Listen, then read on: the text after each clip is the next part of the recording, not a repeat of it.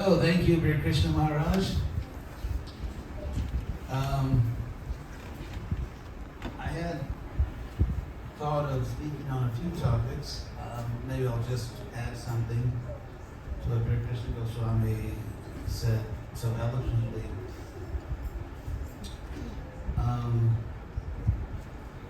So if you ask the question, what is at stake? What's the problem? Of course, deviating from Prabhupada's clear teachings is catastrophic, because Prabhupada is a pure devotee. Prabhupada personally told me one time that there never was a time when he was not Krishna conscious. He told me that privately. So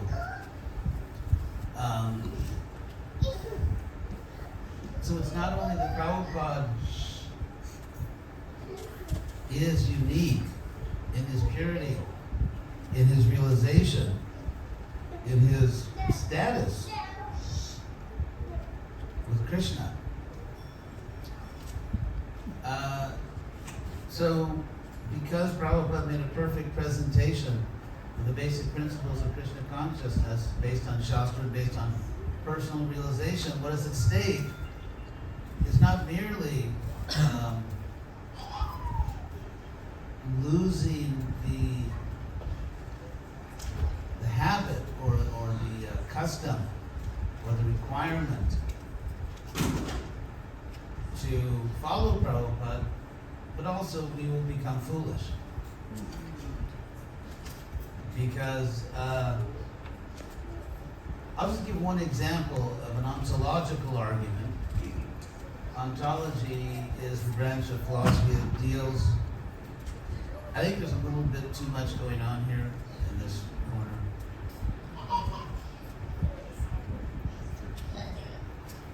If I was that age, I would probably think everyone else was in Maya, but I'm not that age, so plus I have a microphone and that person doesn't. So ontology is the branch of philosophy that deals with the nature of existence itself. So I made this point many times, I'll make it again, because to me, this foolishness of insisting one is never with Krishna before is philosophically absurd for various reasons. Apart from the point of betraying Prabhupada, which is, it's bad enough. But by betraying Prabhupada, one becomes philosophically absurd.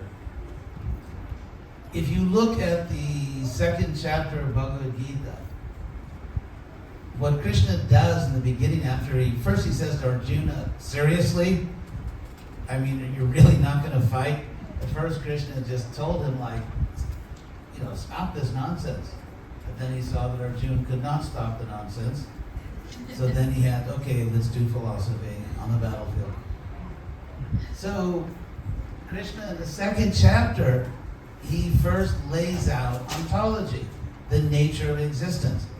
And Krishna establishes two fundamental categories of existence. Two ontological categories, and only two. And that's in the verse 216. Nasato vidyate bhavo, na bhavo vidyate sataha. Ubayorapi drishto antas tvanayos tattadarshi.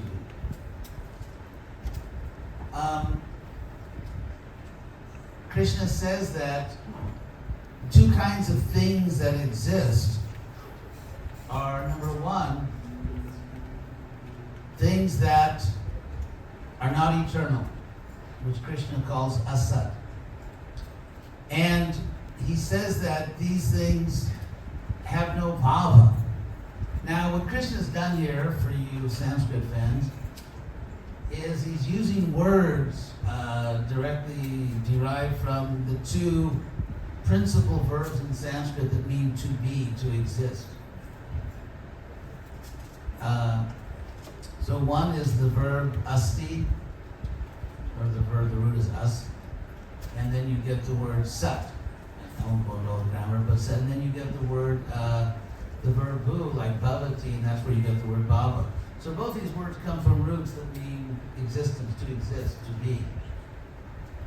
And so Krishna says that here in this verse 216, he uses the word bhava. By the way, the be in the English word be, to be, is from the Sanskrit, bhavati. So bhava means real existence.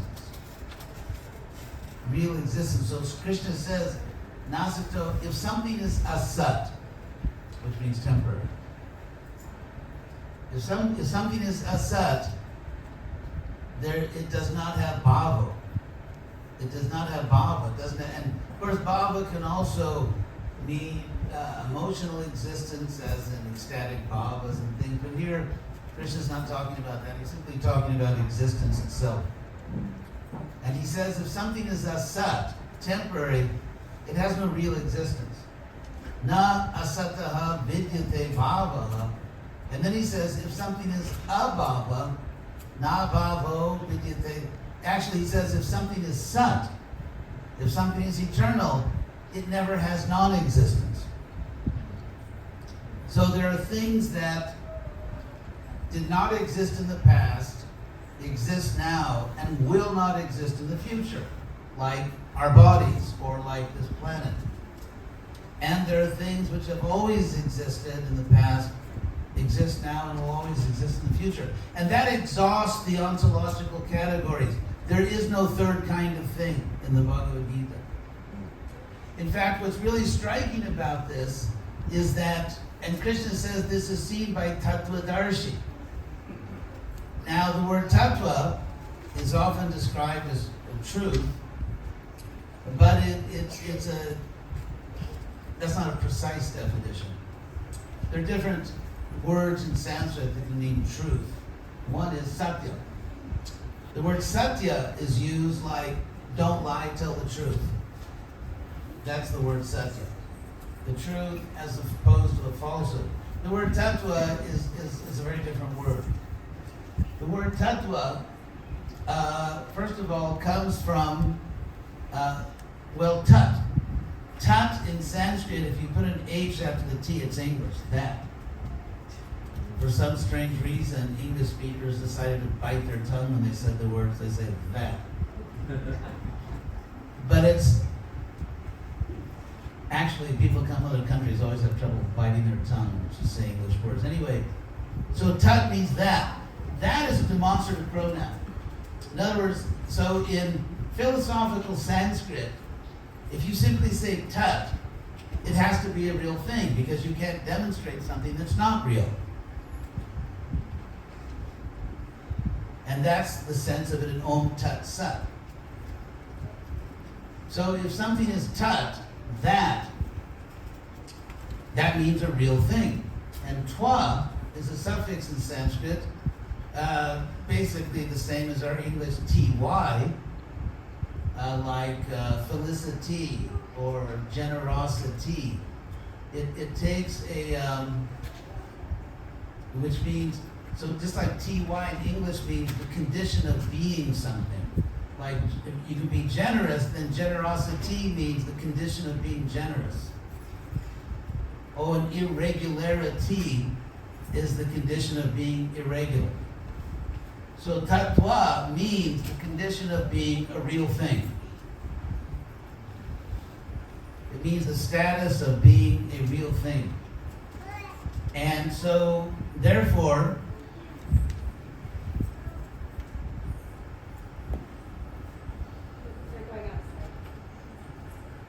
tattva means a fundamental category of real things. A fundamental category. Just like, for example, the third canto of the Bhagavatam, Kapila Devahuti asked his mother, Kati Tatvani, how many fundamental categories are there? Kati Tatvani. And that's why the word tattva is used, for example, in the three fundamental categories. So ultimately, there are, in terms of categories of existence, there are three basic categories, which are called Vishnu Tattva. That's why it's called Vishnu Tattva. It means the fundamental category of Vishnu. Now, that is a category that only has one, it's a set that only has one member. So if you say Jiva Tattva, it means the category of Jivas, and there are innumerable Jivas. Or Prakriti Tattva. So what's remarkable, and I'm getting back to, or even in that famous verse, the Pranipatena, learn the truth by approaching the Guru, Krishna says there that you learn the truth in the Tattva Darshis, the seers of truth, in the sense that those who have seen the fundamental categories of reality. And even in Prabhupada's Pranam Mantra, where it said, Nirvishesha Shunyavadi Paschati Deshatarni, Vishesha means distinction. Like the word Visheshana means an adjective. Because an adjective grammatically distinguishes. If you say the house, which house? The big house, the small house, the white house, the old house, the new house. So adjectives distinguish things. And so to be near Vishesha, near means without, it means someone who is unable to make fundamental distinctions. Just like near Vishesha is often taken to mean the impersonalist, because they confuse two fundamental categories.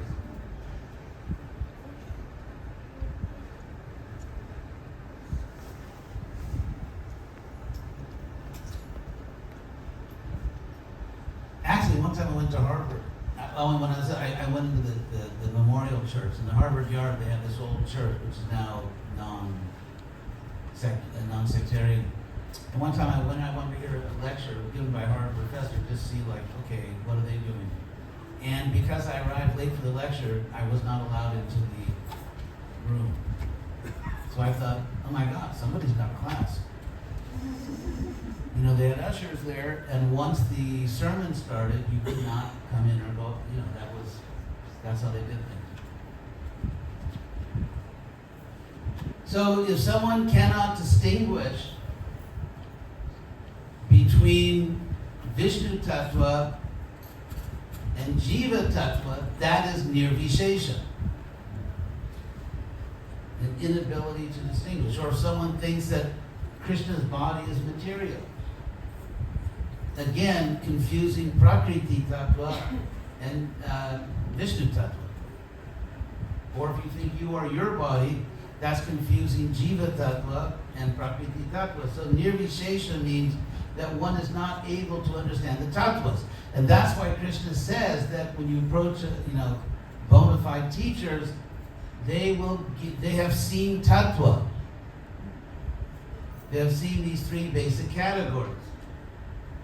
And that's the same word that Krishna, or the term Krishna uses, where he says, Nasato vidite bhavo, na bhavo vidite sataha, 2:16. Ubayorapi drishto antas, of both, anta, the conclusion has to be seen, is one of the tattvadarshi bhi.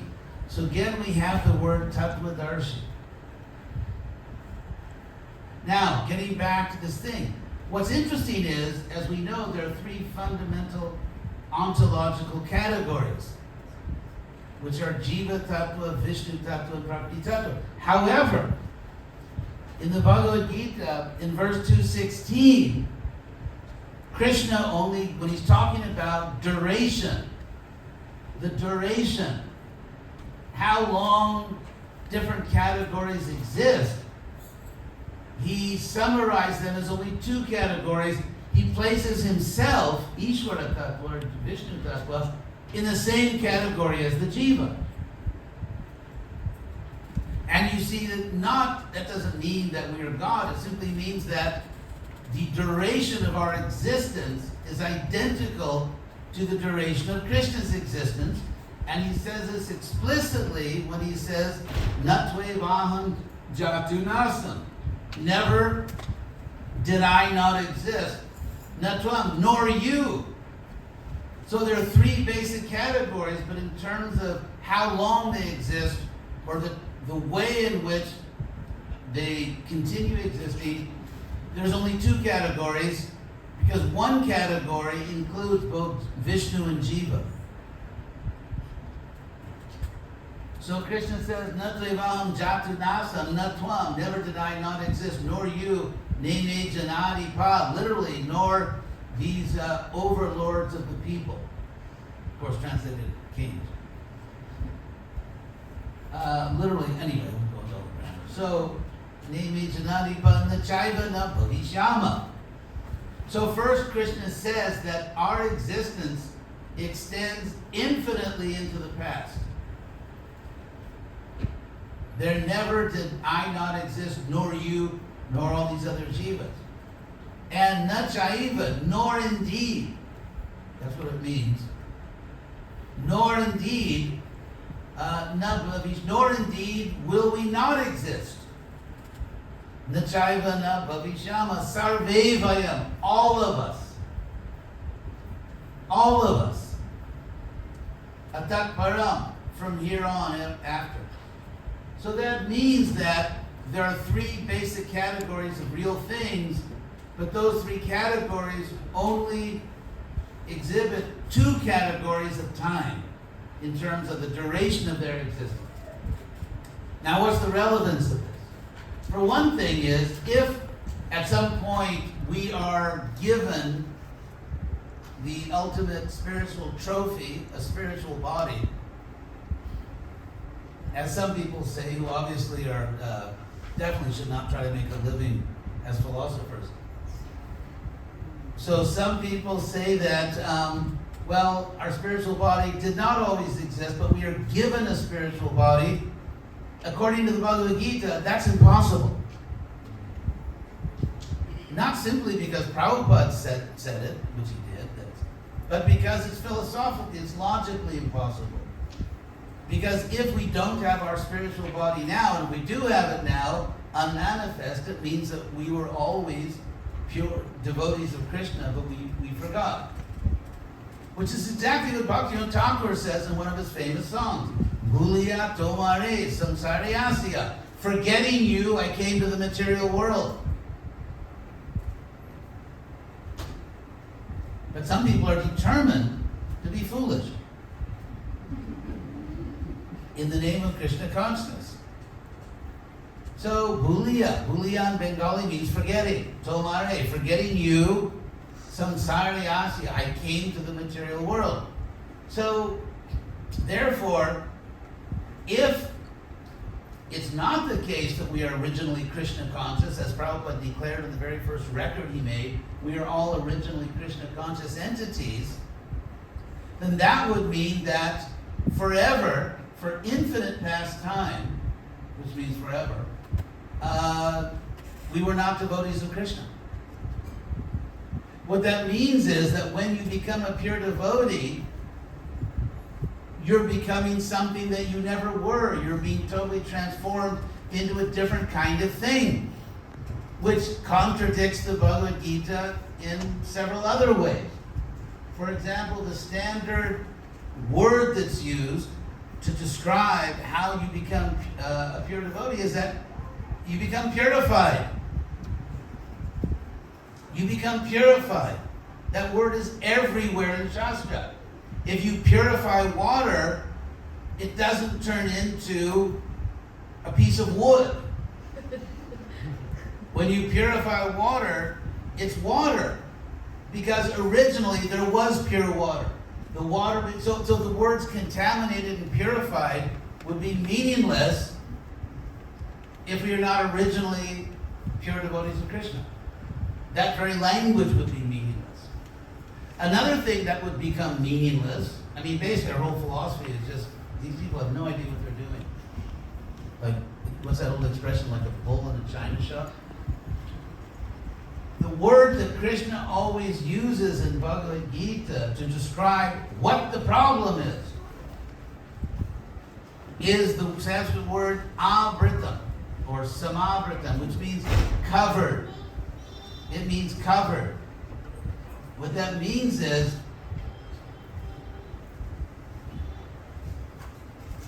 that we have to become uncovered, purified. So if you cover something, that thing it doesn't change, it doesn't become a different thing, it's simply covered. And then when you uncover it, what you see is what was always there. That's what it always was. It was just covered.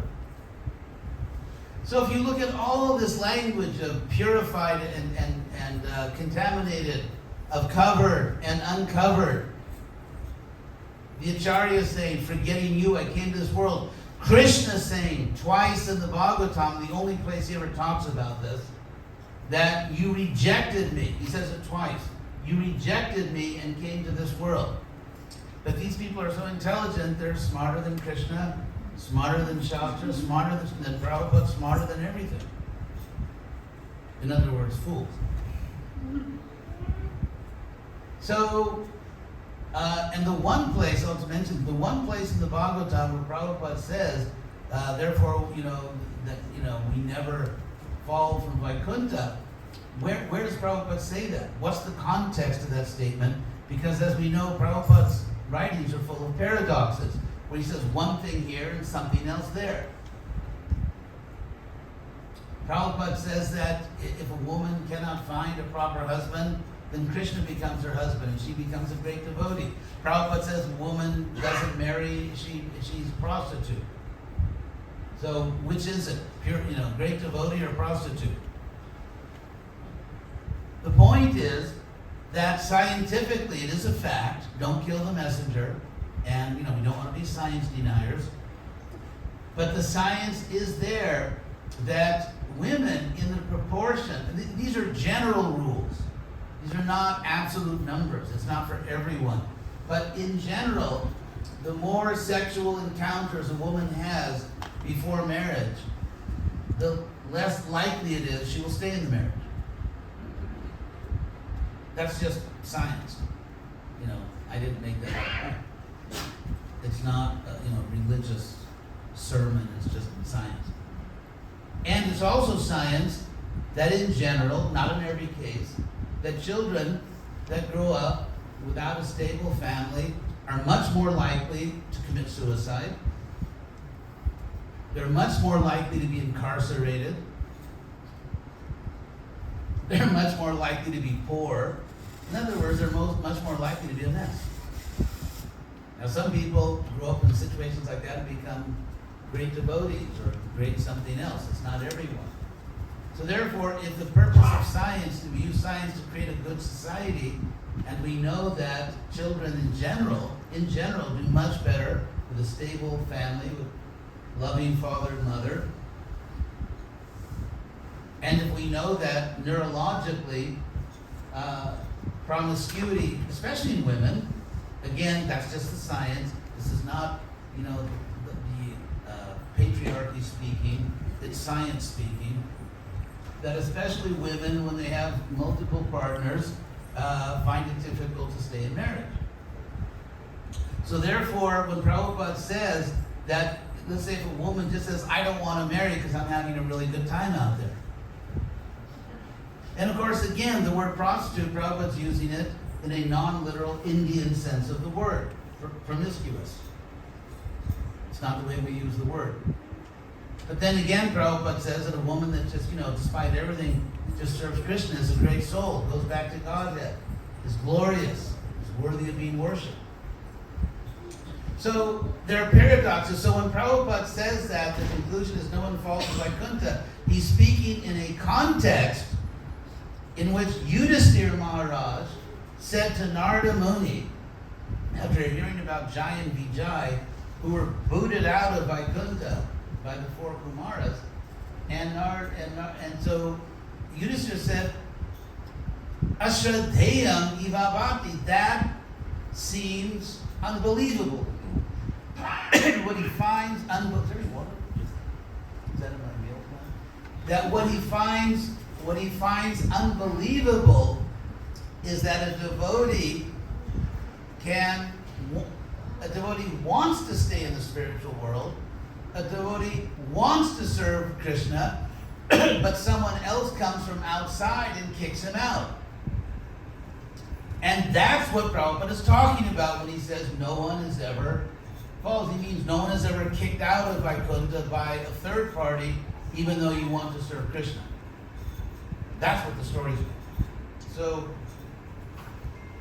Dear Krishna Maharaj was absolutely right. Over time, some people become more attached to Krishna, and some people claim sort of a reckless so-called freedom to engage in bad philosophy.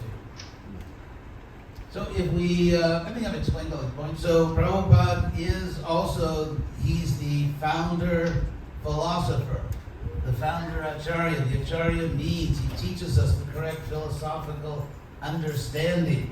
And Prabhupada said if you read other books, of course, I mean, we all read other books, but he was talking about in terms of getting your primary understanding of Krishna consciousness, he said everything will be ruined. And as we know, this idea did not come from Prabhupada, it came from other groups. And so I think on this day, this is a great day to rededicate yourself to Prabhupada, to give Prabhupada, even if you have a doubt, the benefit of the doubt. He's a lot smarter than you and a lot more Krishna conscious. And we should adhere to Prabhupada's clear teachings. And otherwise, if we just all unite on rituals, Prabhupada said that the neophytes stay in the temples and ring the bells. The real allegiance to Prabhupada, the real devotion to Prabhupada, is not to contradict him when he's talking about basic philosophy. I mean, if Prabhupada says the capital of, capital of Washington State is Seattle, which he didn't say. He would say, well, actually, Prabhupada, it's Olympia, Washington. So on material fact, Prabhupada said it's ridiculous to say that I'm infallible on material fact. But in terms of basic understanding of Krishna consciousness, yeah, Prabhupada understands. If you disagree, you don't understand. And I mean, I've just given a fraction of all the verses that demonstrate this. Shastra. So, thank you all very much.